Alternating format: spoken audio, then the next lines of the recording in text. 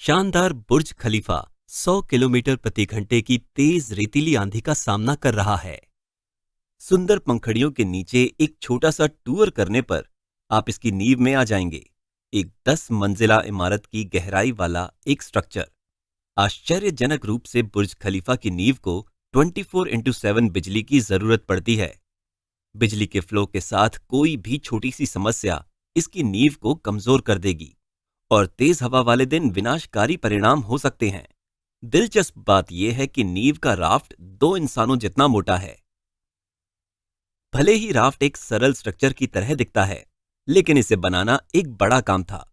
यह मुख्य रूप से इसलिए है क्योंकि एक बार में बड़ी मात्रा में कंक्रीट डालना पड़ता था। इस राफ्ट का निर्माण स्टील रीबार्स लगाने के साथ शुरू हुआ। अगला कदम कंक्रीट को डालने का था, जो दुबई की 40 डिग्री की गर्मी में कोई आसान काम नहीं था। इसलिए इंजीनियरों ने रात के समय इस काम को अंजाम दिया। उन्होंने इसे डालते समय बर्फ के टुकड़ों के साथ कंक्रीट भी मिलाया। पूरे राफ्ट में कंक्रीट डालने का यह प्रोसेस 24 घंटे के समय में 4 अलग अलग हिस्सों में किया गया था। बुर्ज खलीफा के सफल कंस्ट्रक्शन के लिए chief design engineer Shri bill baker के सामने सबसे बड़ी चुनौती मिट्टी के सेटलमेंट की समस्या थी। अगर सेटलमेंट के लिए उनकी डिजाइन की कैलकुलेशन गलत हो गई तो कुछ ऐसा हो जाएगा।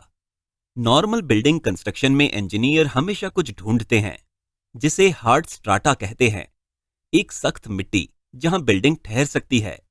कंस्ट्रक्शन फेज के दौरान एक बिल्डिंग का वजन बढ़ जाता है और यह नॉर्मल है कि बिल्डिंग कुछ इंच नीचे बैठ जाती है। आइए एक बार और बिल्डिंग के सेटलमेंट को ध्यान से देखें। इस प्रोसेस के दौरान नींव के नीचे की मिट्टी दबकर जम जाती है। अब मिट्टी रिएक्शन फोर्स पैदा करती है और बिल्डिंग के वजन को बैलेंस करती है। हालांकि यह सेटलमेंट एक सुरक्षित सीमा के अंदर होना चाहिए। अब दुबई की मिट्टी का एक क्रॉस सेक्शन लेते हैं। यह सिर्फ ढीली रेत और कमजोर सेडिमेंट्री रॉक है। 140 मीटर गहरी खुदाई करने के बाद भी इंजीनियर मजबूत सख्त परत यानी हार्ड स्ट्राटा नहीं खोज पाए। यदि बुर्ज खलीफा के इंजीनियरों ने इस जगह पर एक नॉर्मल राफ्ट नींव का कंस्ट्रक्शन किया होता तो ये नीचे बहुत ज्यादा सेटल हो जाता और एक दुर्घटना जरूर घटित हो सकती थी।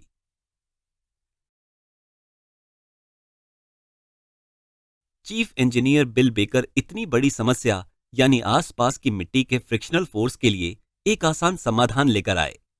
यहां मिस्टर बिल बेकर एक तेज और पतली रॉड से रेत में छेद करने की कोशिश कर रहे हैं। ये एक नॉर्मल ऑब्जर्वेशन है कि कुछ दूरी के बाद रॉड नीचे नहीं जाएगी। ये रॉड के नीचे जाते ही आसपास की रेत द्वारा प्रदान किए गए बढ़े हुए फ्रिक्शनल फोर्स के कारण होता है। फ्रिक्शनल फोर्स पैदा करने के लिए उन्होंने राफ्ट नींव के नीचे कई पाइल्स जोड़े। इन आरसीसी पाइल्स की गहराई बुर्ज खलीफा के 10 फ्लोर के बराबर है। अब नींव को मिट्टी के अंदर डुबो दें और उसका एक क्रॉस सेक्शन लें। आइए इस नींव का टेस्ट करें। ये पाइल्स बिल्डिंग के वजन के खिलाफ फ्रिक्शनल फोर्स पैदा करती हैं। मिट्टी की रिएक्शन फोर्स और अतिरिक्त फ्रिक्शनल फोर्स की मदद से राफ्ट पाइल नींव बहुत पहले और सुरक्षित सेटलमेंट सीमा के भीतर सेटलमेंट तक पहुंच जाएगी। जब बुर्ज खलीफा का कंस्ट्रक्शन कार्य पूरा हो गया था तो इसका सेटलमेंट लगभग 5 सेमी था, जो काफी सुरक्षित है। अगली बड़ी चुनौती यह है कि इन पाइल्स को परफेक्शन के साथ कैसे बनाया जाए, यानी डिजाइन को सच्चाई में बदला जाए। पाइल्स के कंस्ट्रक्शन के लिए उन्होंने सबसे पहले एक ऑगर एक्सकेवेटर के साथ एक छेद ड्रिल करके शुरू किया। इस डिवाइस के ब्लेड पूरी तरह से मिट्टी को हटा देते हैं। हालांकि मिस्टर बेकर को समस्या का सामना करना पड़ा, दुबई के ग्राउंड वाटर की। आसपास भारी मशीनरी होने के कारण बोरहोल ढह जाता और खारे ग्राउंड वाटर से भर जाता। समाधान बिल्कुल स्पष्ट था। जैसे जैसे मिट्टी की खुदाई की गई, उन्होंने एक साथ ऑगर के शाफ्ट के माध्यम से एक ड्रिलिंग फ्लूइड डाला। इससे स्लरी बनता है। स्लरी पानी से घना होने के कारण बोरहोल की दीवारों पर हाइड्रोस्टैटिक प्रेशर डालता है। इस प्रकार ये मिट्टी के ढहने से रोकता है। अब जब बोरहोल तैयार हो गया है तो मजदूरों ने कंक्रीटिंग के लिए मिट्टी को बरकरार रखने के लिए एक टेम्पररी होलो स्टील सिलेंडर लगा दिया। फिर उन्होंने ये स्टील रीइंफोर्समेंट बार्स लगाए जो एक लंबे सिलेंडर के रूप में वेल्ड किए हुए थे। नॉर्मल कंक्रीटिंग में मजदूरों को कंक्रीट कॉम्पैक्ट बनाने के लिए कंक्रीट वाइब्रेटर का इस्तेमाल करना चाहिए। इतने गहरे बोरहोल में इन मशीनों का इस्तेमाल संभव नहीं है। यही कारण है कि SCC C60 एक खास तरह का कंक्रीट जो लिक्विड की तरह बहता है, पाइल्स के लिए उसका इस्तेमाल किया जाता है। कंक्रीट को ट्रिमी पाइप की मदद से डाला गया था। अकेले नींव के कंस्ट्रक्शन में 2 साल लगे। बुर्ज खलीफा के लिए नींव के कंस्ट्रक्शन का पूरा क्रम यहां बताया गया है। हमने अब दुबई की ढीली मिट्टी में दुनिया की सबसे ऊंची बिल्डिंग को होल्ड करके रखने के लिए एक अच्छी नींव का डिजाइन हासिल कर लिया है। हालांकि ये पाइल्ड राफ्ट ग्रेविटेशन के खिलाफ खड़ा है। दुबई की तेज रेत की आंधी एक और टेस्ट है। हमारे द्वारा बनाई गई पाइल राफ्ट डिजाइन एक तेज रेत के तूफान के दौरान फेल हो जाएगा। क्या आपके पास इस समस्या से निपटने के लिए कोई डिजाइन सुझाव है? यदि आप इस टावर को गिरने से रोकने के लिए मजबूत करना चाहते हैं, तो क्या आप बेस प्लेट के केंद्र में या किनारों पर गोंद लगाएंगे?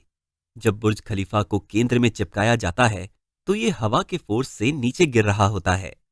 जब बिल्डिंग को उसके किनारे पर चिपकाया जाता है, तो वो मजबूती से खड़ी रहती है।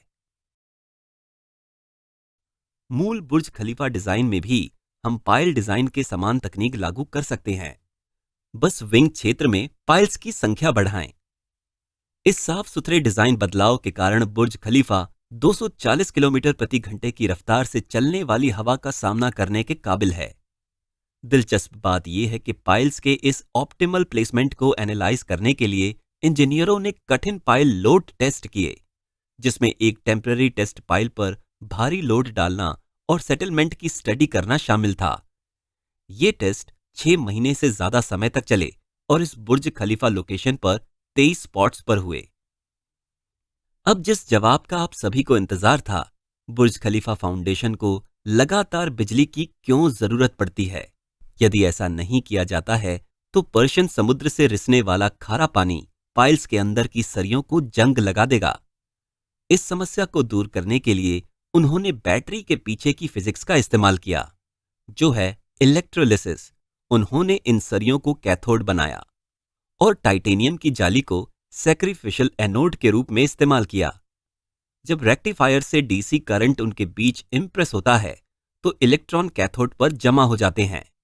इसने सरिये के जंग लगने से रोका, लेकिन इसने एनोड मेटल को काफी ज्यादा नुकसान पहुंचाया।